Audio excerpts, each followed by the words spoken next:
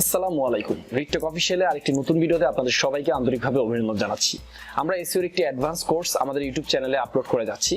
আপনারা যারা আমাদের এসইওর কোর্সটিতে এনরোল করতে চান তারা এখনই আমাদের চ্যানেলটি সাবস্ক্রাইব করে নোটিফিকেশন বেল বাটনটি অন করে রাখবেন। আজকের ভিডিওতে আমরা আলোচনা করব ইউআরএল বা পারমালিঙ্ক সেটিংসের জন্য এসইওর বেস্ট প্র্যাকটিসগুলো কি কি। আমরা জানি ইউআরএল মিনিং হচ্ছে ইউনিফর্ম রিসোর্স লোকেটর। এটা খুবই গুরুত্বপূর্ণ যারা ব্লগার রয়েছে বা যারা অ্যাফিলিয়েট মার্কেটার রয়েছে তাদের জন্য। আমরা যখনই ব্লগে কোনো পোস্ট ক্রিয়েট করে থাকি সাথে সাথে সেটা কিন্তু একটি পারমালিঙ্ক ক্রিয়েট হয়ে থাকে। আর এই পারমালিঙ্কটা যদি এসইওর বেস্ট প্র্যাকটিস অনুযায়ী বা গুগলের রিকমেন্ডেশন অনুযায়ী যদি আমরা সেটিংস না করে দিই প্রথম থেকেই, তাহলে পরবর্তীতে আমরা যে পোস্টগুলো ক্রিয়েট করব সেই প্রত্যেকটা পোস্ট কিন্তু ভিন্ন রকমের ইউআরএল বা পারমালিঙ্ক তৈরি হবে। সো আমাদের ব্লগের ফার্স্ট শুরু থেকে একবারে প্রথম দিক থেকে যখন আমরা ওয়ার্ডপ্রেস ইনস্টল করব সাথে সাথে আমাদের ইউআরএল বা পারমালিঙ্কসের যে গুরুত্বপূর্ণ সেটিংসগুলো রয়েছে সেগুলো আমরা ঠিক করে দেব। শুধু তাই নয়, ইউআরএল বা পারমালিঙ্ক যখন আমরা তৈরি করব, অর্থাৎ আমাদের যখন কোনো পোস্ট ক্রিয়েট করব আমরা সেই পোস্টের ইউআরএল বা পারমালিঙ্কে কি কি এসইওর জন্য রিকমেন্ডেশন রয়েছে, কি কি বেস্ট প্র্যাকটিসগুলো রয়েছে, আজকের ভিডিওতে ডিটেইলস আমি সেই বিষয়টা নিয়ে আলোচনা করার চেষ্টা করব। সো ভিডিওটি শুরু করার আগে একটি কথা না বললে না, আপনি যদি আমাদের চ্যানেল নতুন দর্শক হয়ে থাকে তাহলে অবশ্যই আমাদের চ্যানেলটি সাবস্ক্রাইব করবেন এবং নোটিফিকেশন বেল বাটনটি অন করে রাখতে ভুলবেন না। এছাড়া আমি আমার বিভিন্ন ধরনের মার্কেটিং টিপসগুলো ইনস্টাগ্রামে আপলোড করে থাকি। যারা ইনস্টাগ্রাম ইউজ করে থাকেন বা যারা ইনস্টাগ্রামে অ্যাক্টিভ রয়েছেন তারা আমাকে ভিডিও ডেসক্রিপশন থেকে ইনস্টাগ্রামে ফলো করে রাখতে পারেন। তো চলুন দেরি না করে মূল ভিডিওতে চলে যাওয়া যাক।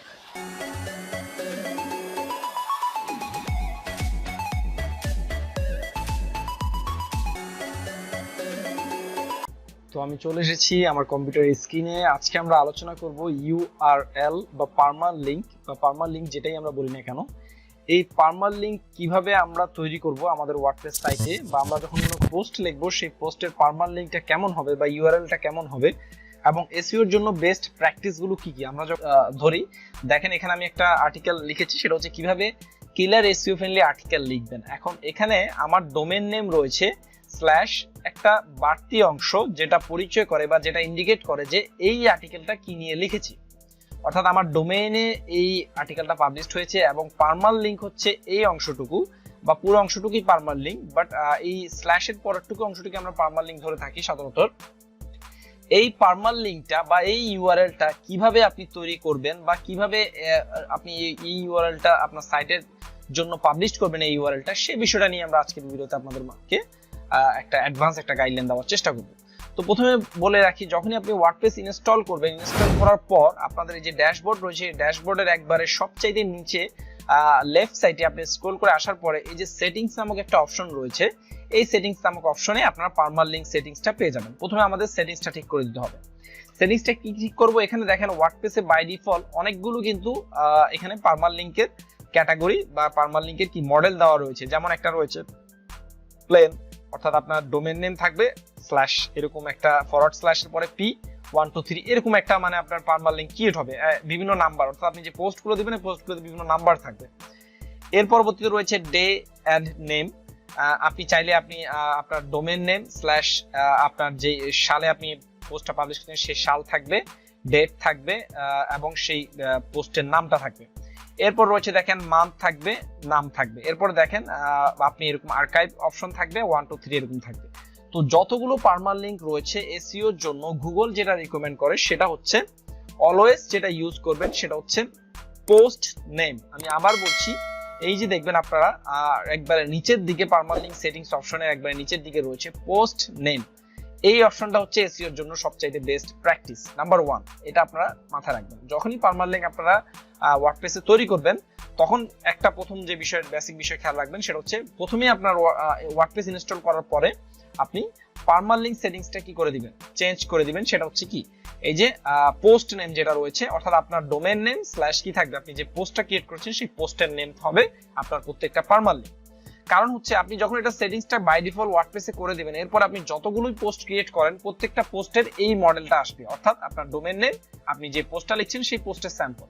আর এটা যদি না করে দেন তাহলে ওয়ার্ডপ্রেস বাই ডিফল্ট তার যেটা দেওয়া থাকবে সেটাই কি ওয়ার্ডপ্রেস সবসময় নিয়ে নেয়, এবং সেক্ষেত্রে কিন্তু আপনি পরবর্তীতে সেই পারমালিঙ্কটা চেঞ্জ করতে গেলে এক্ষেত্রে কিন্তু একটা 404 বা একটা ব্রোকেন লিঙ্ক তৈরি হয়ে যাবে। সো এগুলো আপনাদের খেয়াল রাখতে হবে। ওয়ার্ডপ্রেস ইনস্টল করার পর পোস্ট নেম পারমালিঙ্কে এটা সেটিংস করে দিবেন।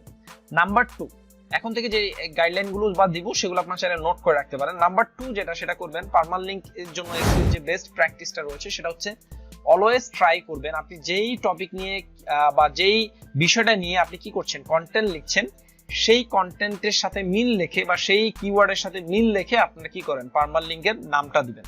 সেটা কিরকম, আমি এখানে লিখেছি কি এসইও ফ্রেন্ডলি আর্টিকেল, এটা হচ্ছে আমার একটা টপিক, এই কিওয়ার্ডটার সার্চ ভলিউম রয়েছে মান্থলি এক্সাম্পল স্বরূপ 2000। তো আমি এসইওর একটা বেস্ট প্র্যাকটিস হলো আপনি যেটা টাইটেলে যেই কিওয়ার্ডটা ব্যবহার করছেন আপনি অলওয়েজ ট্রাই করবেন পার্মালিঙ্কেও সেই কিওয়ার্ডটা ব্যবহার করার জন্য। সো আমি কি করেছি, আমার টাইটেলও এটা ব্যবহার করেছি এবং আমার কি পার্মালিঙ্কেও আমি এই কিওয়ার্ডটা ব্যবহার করেছি। সো এখানে আপনাদের জন্য যেটা করণীয় সেটা হচ্ছে আপনারা অলওয়েজ চেষ্টা করবেন পার্মালিঙ্কে আপনাদের কিওয়ার্ডটা ব্যবহার করার জন্য বা কিওয়ার্ডটা প্লেস করার জন্য। নাম্বার 3, কখনোই ওয়ার্ডপ্রেসের যে বাই ডিফল্ট যেটা আছে সেটা কখনোই ইউজ করবে না। বাই ডিফল্ট কেমন, ধরা যাক যেমন ধরা যাক আপনি একটা পোস্ট ক্রিয়েট করেন, আমি যদি এখানে অ্যাড নিউ পোস্টে যদি যাই, আমি একটা পোস্ট ক্রিয়েট করব, সেই পোস্টটা হলো ওকে, আমি এখানে একটা পোস্ট ক্রিয়েট করব হাউ টু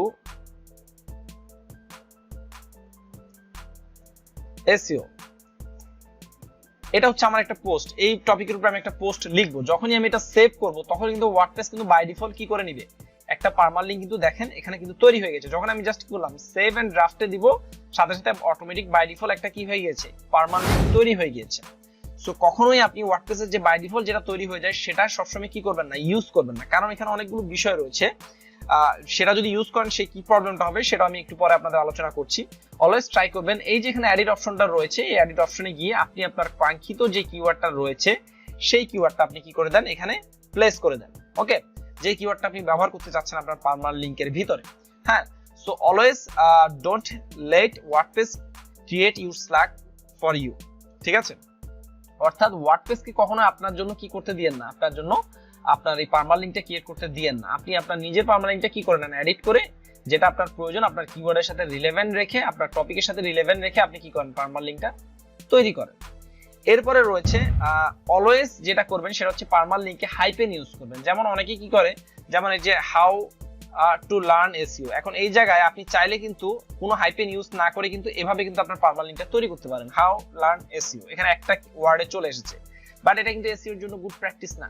আপনাকে যেটা করতে হবে অলওয়েজ কি করতে হবে, আপনার যে ওয়ার্ডগুলো রয়েছে সেই ওয়ার্ডগুলো যাতে আপনার ইউজার এসে আলাদাভাবে ডিফারেন্সিয়েট করতে পারে যে আপনি কোন টপিকে সে এসেছে বা কোন ইউআরএল এ সে ঢুকেছে সেটা দেখেই বুঝতে পারে। যেমন আমি এখানে যখন কোনো ইউজার এসে ঢুকতে পারবে সে কিন্তু আমার পার্মালিঙ্ক দেখেও বুঝতে পারবে যে আসলে কোন লিঙ্কে সে এসেছে, এসইও ফ্রেন্ডলি আর্টিকেল সম্পর্কে সে পড়তে এসেছে এবং সে দেখছে টাইটেলও সেই টপিকটা নিয়ে এসেছে এবং কন্টেন্টের ভিতরে এই বিষয়গুলো নিয়ে আলোচনা করা হচ্ছে। তখন কিন্তু ইউজারের কাছে আপনার কি মনে, আপনার সাইটটা কিন্তু ভালো একটা নেভিগেশন হিসেবে ইউজার কিন্তু দেখবে এবং গুগলও কিন্তু এটা রিকমেন্ড করে। সো অলওয়েজ ইউজ করবেন হাইপেন দিয়ে প্রত্যেকটা ওয়ার্ডকে আলাদা করার জন্য, ঠিক আছে? অর্থাৎ আপনি হাইপেন ইউজ করবেন আপনার পার্মালিঙ্কের ভিতরে। এরপরে যেটা করবেন সেটা হচ্ছে ডেট কখনো ইউজ করবেন না। যেমন দেখা গেছে আপনি এখানে একটা জিনিস করলেন হাউ টু লার্ন এসইও, এখানে 2020 দিয়ে দিলেন, অথবা আপনি দিলেন হচ্ছে আজকে যেমন দেখা গেছে ডিসেম্বর, আজকে হচ্ছে আপনার আগস্টের 1 তারিখ, সো আপনি এখানে 01। হ্যাঁ, এই ধরনের যে নিউমেরিক্যাল যে সংখ্যাগুলো যেগুলো রয়েছে এগুলো অলওয়েজ ট্রাই করবেন অ্যাভয়েড করার জন্য, এগুলো মোটেই গুড প্র্যাকটিস না, ঠিক আছে? অলওয়েজ ট্রাই করবেন কি আপনি যে আপনার যে কিওয়ার্ড রয়েছে সেটা ওয়ার্ডগুলো বাই সেন্টেন্স আকারে বাই ওয়ার্ড আকারে আপনার পার্মালিঙ্কের ভিতরে প্লেস করার জন্য, বাট কখনোই আপনার পার্মালিঙ্কের ভিতরে অলওয়েজ কি করবেন না, ডেট বা ইয়ার বা সাল এগুলো আপনি কি করবেন না, অলওয়েজ ইউজ করবেন না, কারণ আমরা এখানে বাই ডিফল্ট চেঞ্জ করে দিয়েছি কিন্তু, ঠিক আছে? আমরা বাই ডিফল্ট কিন্তু ওয়ার্ডপ্রেসের আমরা আপনাদেরকে দেখিয়েছি সেটিংস অপশনে গিয়ে আমরা পার্মালিঙ্কের সেটিংসটা করে দিয়েছি। কিন্তু আপনি যদি বাই ফোর্স যদি আপনি এখানে একটা আমি আপনাদেরকে এক্সাম্পল স্বরূপ দেখাই,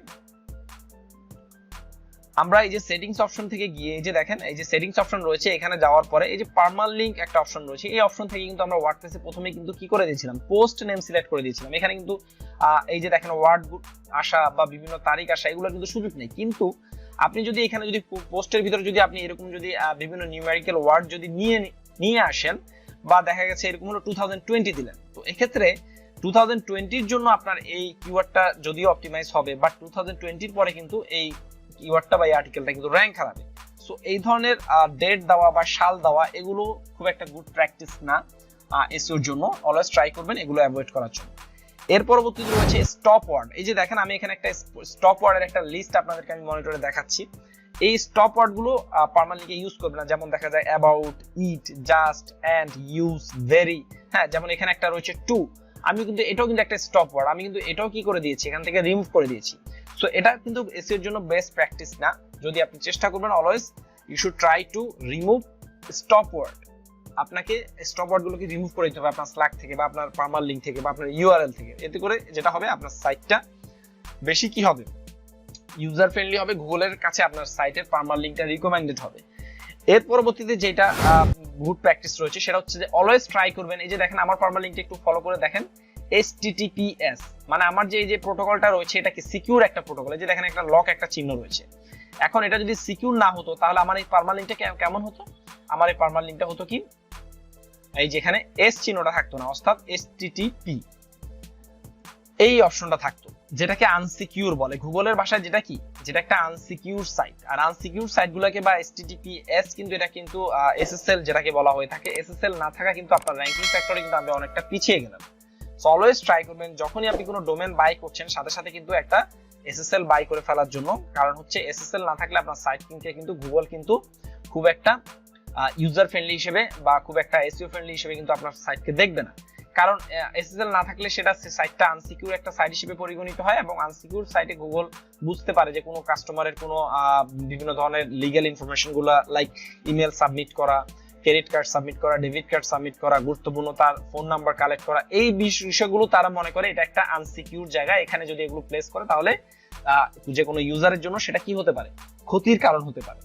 যে কারণে গুগল সবসময় রিকমেন্ড করে যে আপনার সাইটে যেন HTTPS থাকে, এতে করে আপনার সাইটও হ্যাকারদের কাছ থেকে সুরক্ষিত থাকবে, এবং কোনো ইউজার যখন কোন তার পার্সোনাল ডাটা ইনপুট করবে আপনার সাইটে, সেক্ষেত্রে কি হবে, আপনার সাইটে থেকে তার কোনো ডাটা লিক হওয়ার সম্ভাবনা থাকবে না যদি HTTPS এই প্রোটোকলটা থাকে।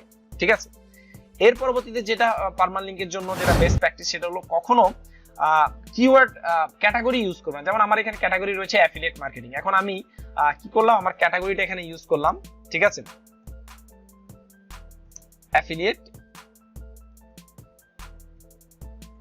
মার্কেটিং। হ্যাঁ, কিন্তু এখানে কি আবার ক্যাটাগরি লেখা থাকবে এর আগে, ঠিক আছে, অর্থাৎ এই যে অপশনটা রয়েছে অপশনটার আগে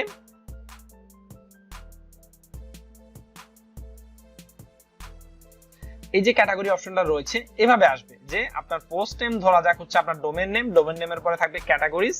হ্যাঁ, ক্যাটাগরিজ এর পরে আপনি যেই কন্টেন্ট যেই টপিকটা নিয়ে লিখেছেন সেভাবে আপনার পার্মালিংকটা তৈরি হবে। তো এটাও একটা ব্যাড প্র্যাকটিস, এটাও খুব একটা SEO ফ্রেন্ডলি কোনো বেস্ট প্র্যাকটিস না।